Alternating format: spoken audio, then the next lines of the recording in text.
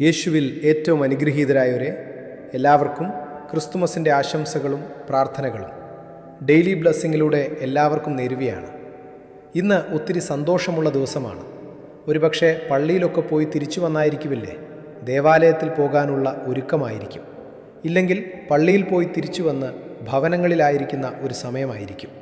ഒത്തിരി സന്തോഷത്തോടെ ആകണം, മുന്നോട്ട് പോകണമെന്ന്. ഭക്ഷണം കഴിക്കണം, ബന്ധുക്കളുടെ വീട്ടിൽ പോകണം, ബന്ധുക്കളുടെ ബന്ധുക്കൾ വീട്ടിൽ വരും. നല്ല സ്വപ്നങ്ങളോടെയുള്ള ഒരു ദിവസമാണ്. നിങ്ങൾക്കും എല്ലാവിധത്തിലുള്ള ആശംസകളും പ്രാർത്ഥനകളും. ഒരു കുടുംബത്തിലെ ആളുകളെന്ന പോലെ ഡെയിലി ബ്ലെസ്സിങ്ങിൽ പങ്കെടുത്ത് പ്രാർത്ഥിച്ച, നിയോഗ പ്രാർത്ഥനയിൽ പങ്കെടുത്ത് പ്രാർത്ഥിച്ച ഞങ്ങളുടെ ആലയത്തിൽ വന്നു പോയിട്ടുള്ളവരായിരിക്കാം. നിങ്ങൾക്ക് ഓരോരുത്തർക്കും ഞങ്ങളുടെ എല്ലാവരുടെയും പേരിൽ, ഇവിടെയുള്ള വൈദികരുടെയും ശുശ്രൂഷകരുടെയും അതോടൊപ്പം ഈ ആലയത്തിൻ്റെ പേരിൽ എല്ലാവർക്കും, കുഞ്ഞുങ്ങൾക്കും യുവതിയുവാക്കൾ, മാതാപിതാക്കൾ എല്ലാവർക്കും സ്നേഹത്തോടെ ക്രിസ്തുമസിൻ്റെ ആശംസകളും പ്രാർത്ഥനകളും സന്തോഷത്തോടെ നേരുകയും ആശംസിക്കുകയും ചെയ്യുന്നു. ദൈവം അനുഗ്രഹിക്കട്ടെ. ഈ ഒരു വചനം ഇന്ന് നമ്മൾ കേൾക്കുകയാണ്. വിശുദ്ധ മത്തായിയുടെ സുവിശേഷം 2-ാം അധ്യായം 1-ാമത്തെ വാക്യം ഒന്ന് വായിക്കുകയാണ്. യേശു ജനിച്ചത് ബത്ലഹേമിലെ കാലിത്തൊഴുത്തിലാണ്. പക്ഷേ ആ ഉണ്ണി യേശുവിനെ കാണാനും ആരാധിക്കാനും പൊന്നും മേറയും കുന്തിരിക്കവും സമർപ്പിക്കാൻ പോയ രാജാക്കന്മാർ, ജ്ഞാനികൾ. 10-ാമത്തെ വാക്യം. നക്ഷത്രം കണ്ടപ്പോൾ അവർ അത്യധികം സന്തോഷിച്ചു. അവർ ഭവനത്തിൽ പ്രവേശിച്ച് ശിശുവിനെ അമ്മയായ മറിയത്തോടുകൂടെ കാണുകയും അവനെ കുമ്പിട്ട് ആരാധിക്കുകയും ചെയ്തു. അവർ കാലിത്തൊഴുത്തിൽ പ്രവേശിച്ചു എന്നല്ല എഴുതേണ്ടത്, കാലിത്തൊഴുത്തിലാണ് യേശു ജനിച്ചത്. എന്തുകൊണ്ടാണത് ഭവനത്തിൽ എന്ന് എഴുതിയിട്ടുള്ളത്? ആ കാലിത്തൊഴുത്തിനെ ഭവനമാക്കിയത് ആ വീടിൻ്റെ ഭംഗിയോ, അവരുടെ ആ വീടിനകത്തുള്ള ഉപകരണങ്ങളോ, അതിൻ്റെ സംവിധാനങ്ങളോ, വിലയോ ഒന്നുമല്ല. ഒരു മനസ്സാണ്. സ്നേഹമുള്ള, മനസ്സിലാക്കുന്നൊരു മനസ്സ് ആ കുടുംബനാഥനുണ്ട്. ആ മനസ്സാണ് ആ കുടുംബത്തെ ഭവനമാക്കി, ആ കാലിത്തൊഴുത്തിനെ ഭവനമാക്കി മാറ്റിയത്. നമുക്ക് വലിയ വീടുകളുണ്ട്, വലിയ കാറുകളുണ്ട്.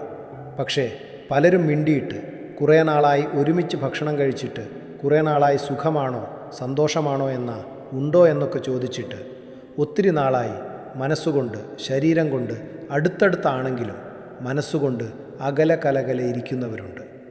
1-ാം അധ്യായം 19-ാം വാക്യം. മറിയത്തിൻ്റെ ഭർത്താവായ ജോസഫിൻ്റെ ഒരു മനോഭാവം എഴുതിയിട്ടുണ്ട്. അവളുടെ ഭർത്താവായ ജോസഫ് നീതിമാനാകയാലും അവളെ അപമാനിതയാക്കാൻ ഇഷ്ടപ്പെടായികയാലും. അതാണ് ആ കുടുംബനാഥൻ്റെ, ആ ജീവിത പങ്കാളിയായ ഭർത്താവിൻ്റെ മനോഭാവം. അതായിരുന്നു, എനിക്ക് ദൈവം തന്ന ജീവിത പങ്കാളിയെ ആരുടെ മുന്നപിലും ഞാൻ അപമാനിതയാക്കുകയില്ല. അപമാനിതയാക്കാൻ ഇഷ്ടപ്പെടാത്തൊരു മനസ്സുണ്ട്. അതാണ്, ആ മനസ്സ് എല്ലാ കുടുംബങ്ങളിലും ഉണ്ടാകണം. ഭാര്യയാകാം, ഭർത്താവാകാം, നിങ്ങൾ ആരുമാകട്ടെ, പരസ്പരം അപമാനിതനും അപമാനിതയുമതയുമാകരുത്. താഴ്ത്തിക്കെട്ടി സംസാരിക്കരുത്. കുറ്റപ്പെടുത്തി പലരുടെയും മുമ്പിൽ കരയാൻ ഇടവരുത്തരുത്. അപമാനിതയാക്കാൻ ഇഷ്ടപ്പെടാത്ത ഒരു മനസ്സ്.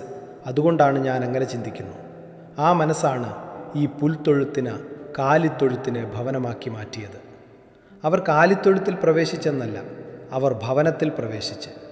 വീട് ചെറുതോ വാടകക്കോ, വലിയ വീട്ടിലോ ചെറിയ വീട്ടിലോ, പഴയ വീട്ടിലോ പുതിയ വീട്ടിലോ, എവിടെയാകട്ടെ, അത് ഭവനമാകണം. സ്നേഹമില്ലെങ്കിൽ, പരസ്പരം കുറ്റപ്പെടുത്തലും പരിഹാസവും താഴ്ത്തിക്കെട്ടലുമാണെങ്കിൽ വീട് എത്ര വലുതാണെങ്കിലും അതൊരു ഉണക്ക കെട്ടിടമായി മാറും. അത് ചുമ്മാ ഒരു കെട്ടിടം. ഉണക്ക വീടെന്നാൽ അവിടെ പരസ്പര സ്നേഹവും മനസ്സിലാക്കലും ഒക്കെ ഉണ്ടെങ്കിൽ അത് ഭവനമായി മാറും. ദൈവത്തിൻ്റെ ജീവൻ നിലനിൽക്കുന്ന ഭവനമായി അത് മാറും. ആത്മാവുള്ള ഭവനമായി മാറും.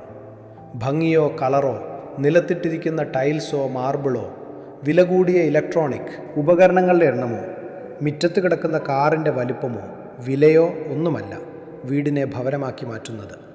ആ ഭവനത്തിൽ താമസിക്കുന്ന മനുഷ്യരുടെ മനസ്സാണ്.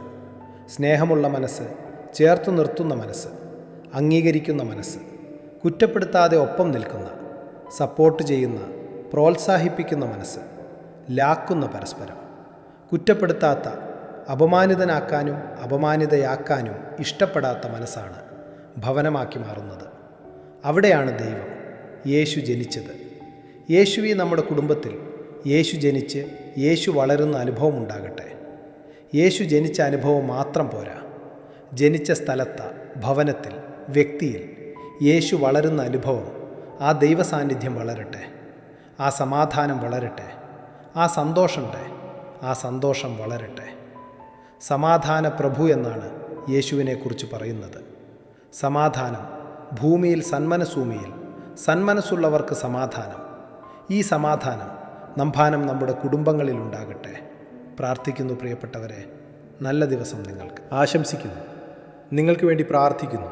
സമാധാനമുള്ള ദിവസമായ, വഴക്കൊന്നുമില്ലാതെ, അടിപിടിയൊന്നുമില്ലാതെ, ചീത്തുവിളികളില്ലാതെ സന്തോഷത്തോടെ ഒരുമിച്ചിരുന്ന് പ്രാർത്ഥിക്കാനും ഭക്ഷണം കഴിക്കാനും യാത്ര ചെയ്യാനും പ്രിയപ്പെട്ടവരുടെ വീട്ടിലൊക്കെ പോകാനും പ്രിയപ്പെട്ടവർ വരുന്നവരെ സ്വീകരിക്കാനും എല്ലാ സന്തോഷവും അനുഗ്രഹവും നിങ്ങൾക്കുണ്ടാകട്ടെ. ഒരു നല്ല ക്രിസ്മസ് സമ്മാനം പോലെ ഒരു ദൈവാനുഗ്രഹവും നിങ്ങളുടെ ജീവിതത്തിലുണ്ടാകട്ടെ. നമ്മുടെ കർത്താവ് ഈശോ മിശിഹായുടെ കൃപയും പിതാവായ ദൈവത്തിൻ്റെ സ്നേഹവും പരിശുദ്ധാത്മാവിൻ്റെ സഹവാസവും ഈ ക്രിസ്തുമസിൻ്റെ സന്തോഷവും ദൈവാനുഗ്രഹ എല്ലാ അർത്ഥത്തിലും നിങ്ങളുടെ കൂടെ ഉണ്ടായിരിക്കട്ടെ. നല്ലൊരു ക്രിസ്മസിൻ്റെ ആശംസകൾ നേർന്നുകൊണ്ട് മനസ്സുകൊണ്ട് ഒരു കുടുംബത്തിലെ അംഗങ്ങൾ എന്ന നിലയിൽ എല്ലാവർക്കും, കുഞ്ഞുങ്ങൾ തുടങ്ങി കുട്ടികൾ തുടങ്ങി യുവതി യുവാക്കൾ, മാതാപിതാക്കൾ, വലിയപ്പൻ, അച്ചച്ചന്മാർ, അമ്മച്ചിമാർ എല്ലാവർക്കും യേശുവിൻ ആ ഒരു ജനനത്തിൻ്റെ ആ ഒരു വലിയ നല്ല ആശംസകൾ സ്നേഹത്തോടെ നേരുന്നു. യേശുവിൻ നാമത്തിൽ അനുഗ്രഹിച്ചു പ്രാർത്ഥിക്കുന്നു. ഇപ്പോഴും എപ്പോഴും എന്നേക്കും. ആമേൻ. ദൈവം അനുഗ്രഹിക്കട്ടെ. ഇന്ന് വ്യാഴാഴ്ച ക്രിസ്മസ് ആയതിനാൽ ശുശ്രൂഷകൾ ഉണ്ടായിരിക്കുകയില്ല. നാളെ വെള്ളിയാഴ്ച ശുശ്രൂഷകളൊക്കെ ഉണ്ട്. സാധാരണ പോലെ രാവിലെ 5:30 തന്നെ ശുശ്രൂഷകൾ ആരംഭിക്കും. നാളെയും ഒരുമിച്ച് നമുക്ക് കാണാം, പ്രാർത്ഥിക്കാം. ദൈവം അനുഗ്രഹിക്കട്ടെ. ആമേൻ.